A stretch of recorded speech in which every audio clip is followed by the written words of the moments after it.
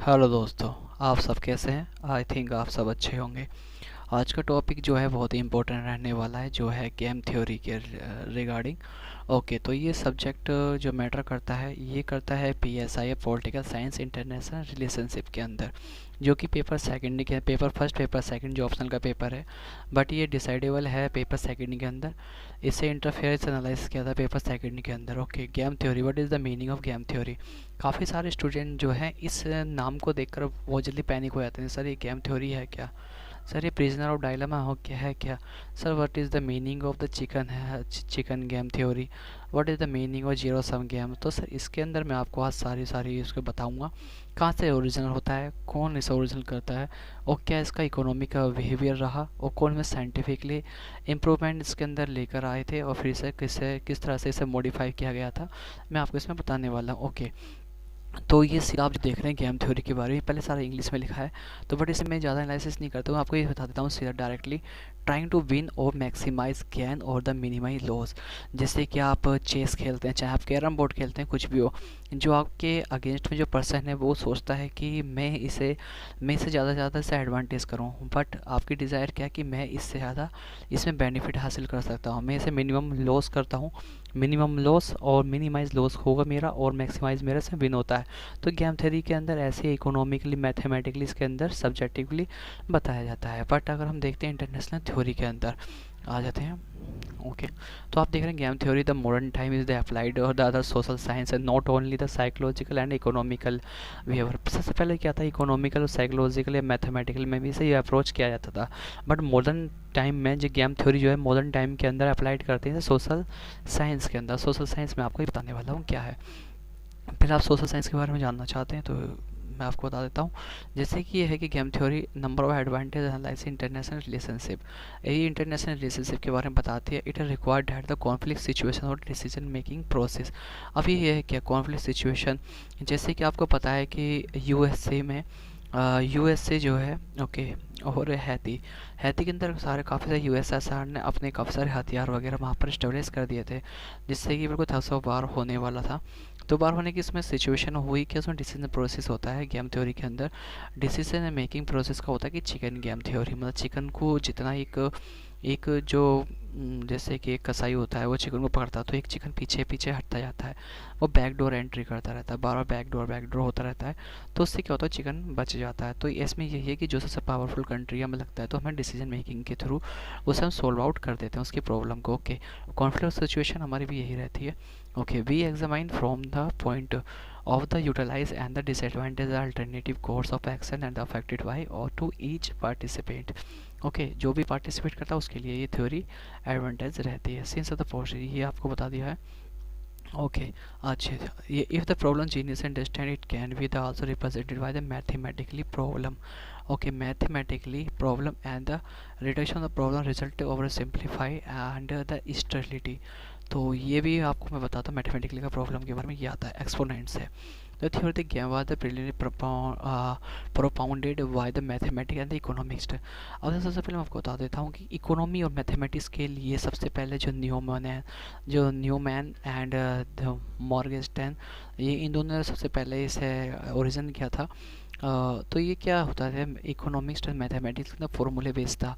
और फॉर्मूले बेस में आपको बताता हूँ एक हाइपोथेटिक्स होती है जिसे डिडक्टिव अप्रोच में से यूटिलाइज़ किया जाता है। और इसे डिडक्टिव अप्रोच होती क्या है, जो डिडक्टिव अप्रोच जो होती है वो होती है स्पेसिफिक टू जनरलाइज, लाइक आपको ए प्लस बी का स्क्वायर दे दिया, आपको इसे फॉर्मूले को इसे ओपन करना जनरलाइज सिस्टम वे में। तो ये मैथमेटिक्स के ऊपर गेम थ्योरी चलती थी। ओके, तो मैं आप बताऊँ डेवलप होती है sphere of economic, learn the apply the many field of the social science include international relationship with modification.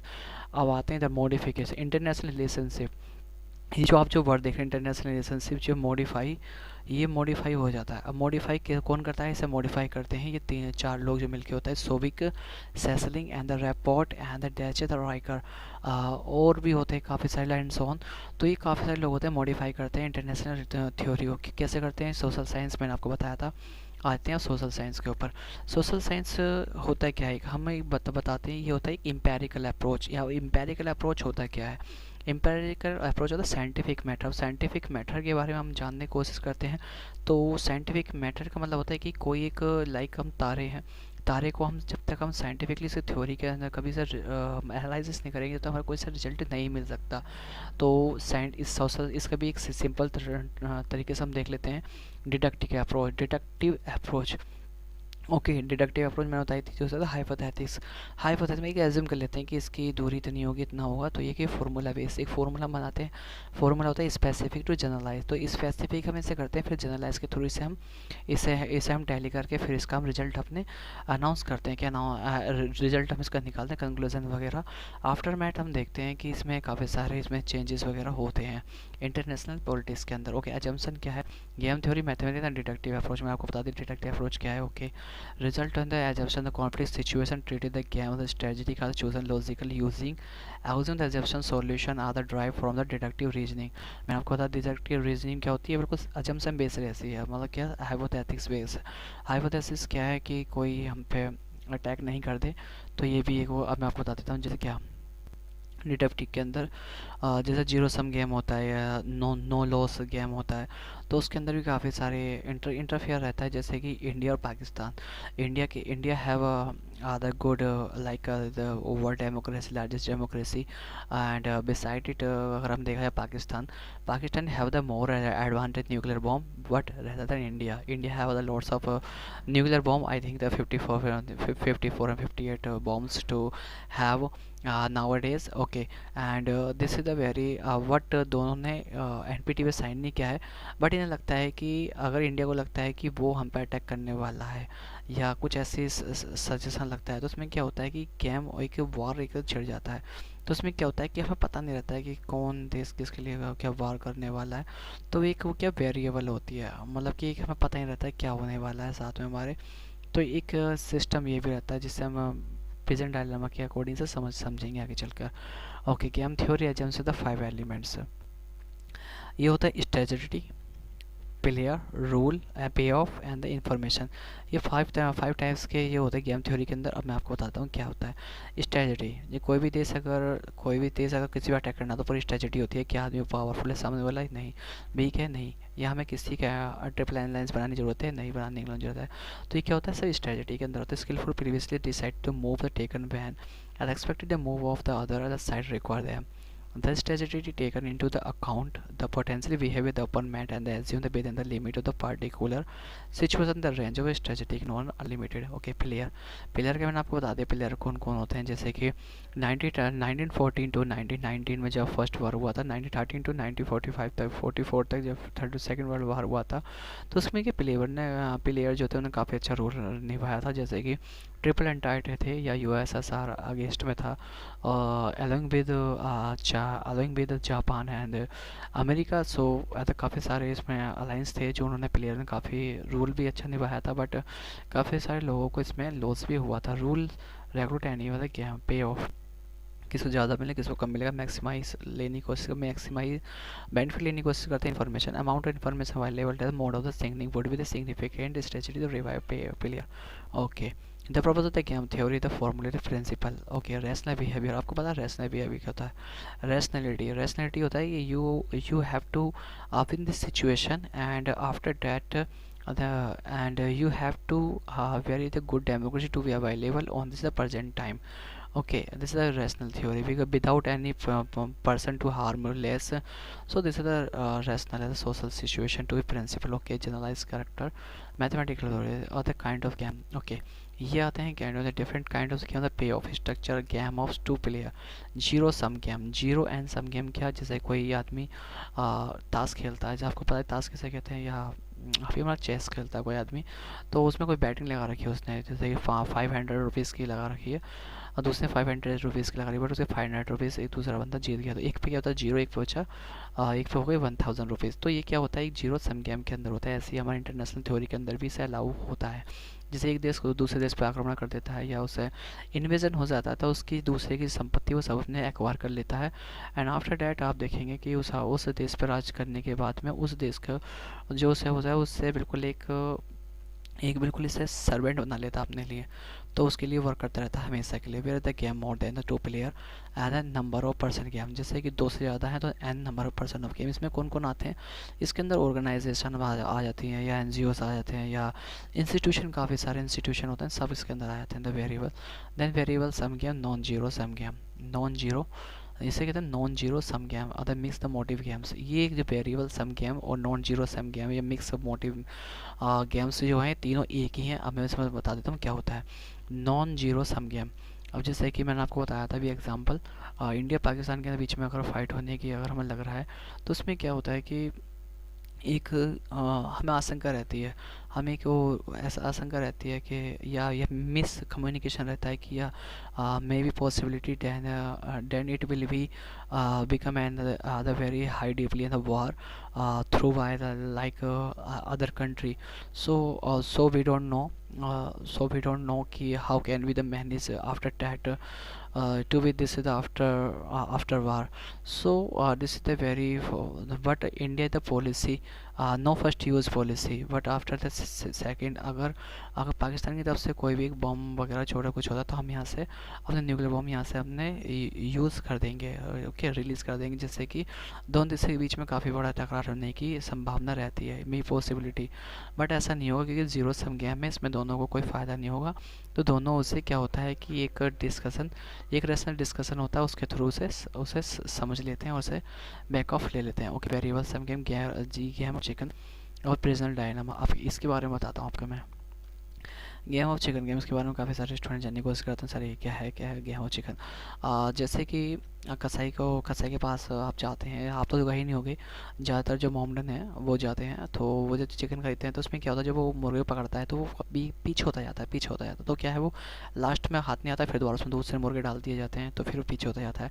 तो इसे क्या बोलते हैं, गेम ऑफ चिकन। इसमें गेम ऑफ चिकन के अंदर फ़ायदा क्या है, जैसे कि कोई पावरफुल कंट्री है और एक छोटी कंट्री, तो अपने पीछे को हटेगा और साथ में अपने काफ़ी सारे दोस्तों को उसमें मिलाने की कोशिश करेगा, और वो नहीं आते तो उनके साथ में वो जॉइंट हो जाता है। और इस कंडीशन में क्या होता है, सिचुएशन ये होती है नो जीरो सम गेम की इसमें पोजीशन होती है। ओके, प्रिजनर डायलामा आगे, प्रिजनर डायलामा की हम बात करते हैं तो इसमें एक एक फैक्टर थ्योरी निकल के आती है। जैसे कि दो दोस्त हैं, जैसे कि आपने सुना होगा कि कार के बारे में, एक कार है कि पुलिस वाले ने पूछा कि कौन सा टायर, मतलब कि चारों को अलग अलग कमरे में बंद कर दिया जाता है, पूछा जाता है कि इसमें से कौन सा टायर पंचर हुआ था, आप सब लिख के देती है, बट उन्हें प्रिजनर डायलामा उन सबको बंद करते हैं, बट सब अलग अलग आंसर देते हैं ऐसे ही। अब इसी बेस में एक आपको दूसरा एग्जांपल देता हूँ।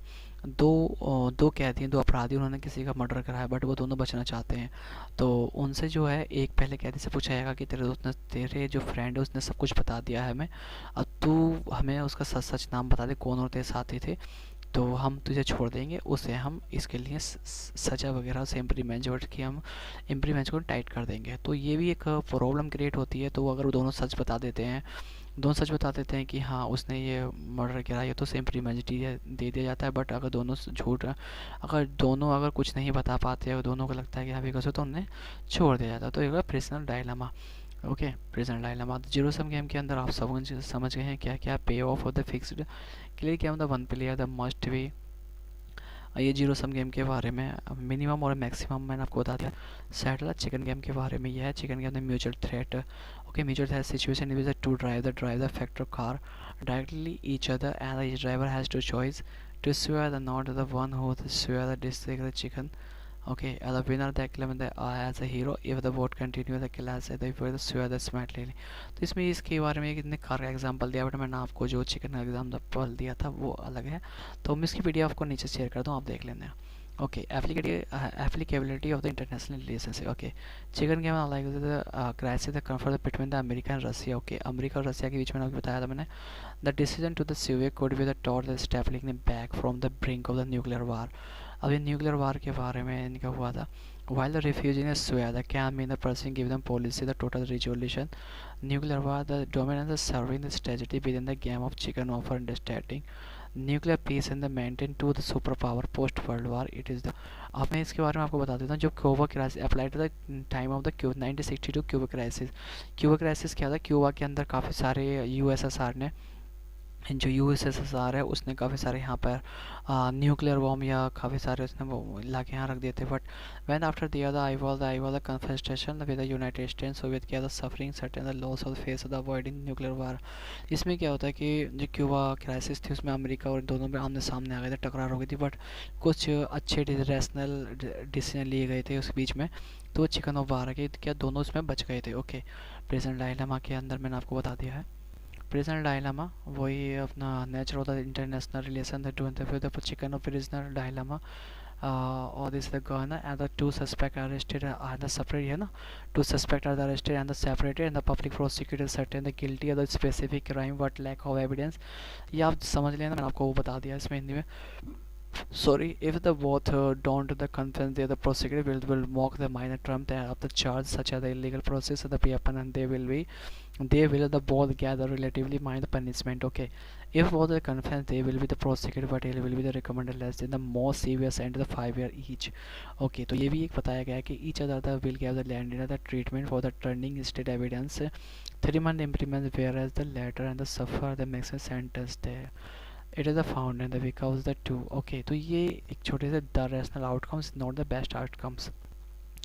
तो ये आप देख लें एप्लीकेबिलिटी ऑफ इंटरनेशनल रिलेशनशिप के अंदर यूएसएसआर के अंदर काफ़ी बड़ा उसमें थम्स अप बार रहता था उस time. Sorry, the dominant outcomes is and the arm race. Okay, तो ये आर्म रेस के बारे में काफ़ी बड़ा बताता है. और प्रिजनर ऑफ वार्स के अंदर है कि अगर दोनों सही बता देते हैं तो ठीक है, इन दोनों में के अंदर बिल्कुल ये रहता है कि कहीं हमारे ऊपर अटैक नहीं करते आने टाइम में, तो इसलिए एक सिचुएशन ऐसी क्रिएट रहती है, पैनिक सिचुएशन क्रिएट रहती है दोनों देशों के बीच में, तो इसे हम बोलते हैं prisoner of war. So thank you for everybody so see this video.